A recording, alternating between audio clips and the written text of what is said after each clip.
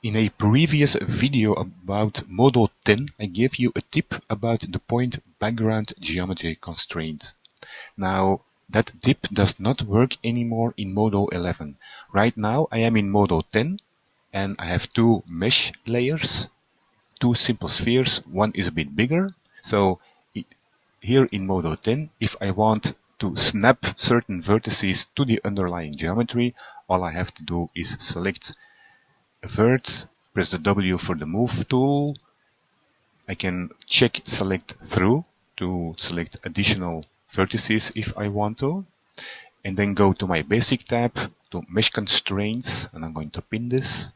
When I click background and with geometry constraint set to point, you see that that vertex has snapped to the underlying geometry, and because I have select through active, I can make additional selections and everything will snap to the underlying geometry, just like that. Now this does not work anymore with the move tool in Modo 11. It does work in Modo 11, however, with the smooth tool, as I will demonstrate.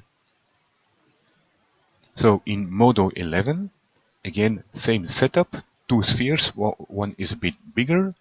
So if I select a vert, press W for the move tool and select through is on.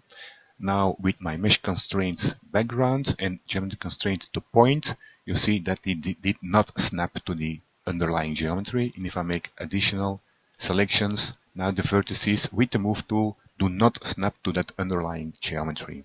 I can, however, achieve the same as in Modo 10 with the smooth tool instead of the move tool. So if I press Shift S to activate the smooth tool, and I can also check select through to make additional selections, and you see that that vert now has snapped to the underlying geometry, and with select through I can make additional selections. And now, and you have to be careful to not click away from a vert, because then everything gets snapped. So you actually have to click on a vert, and now in Modo 11 with the smooth tool you can achieve the same functionality where you could use the move tool in Modo 10.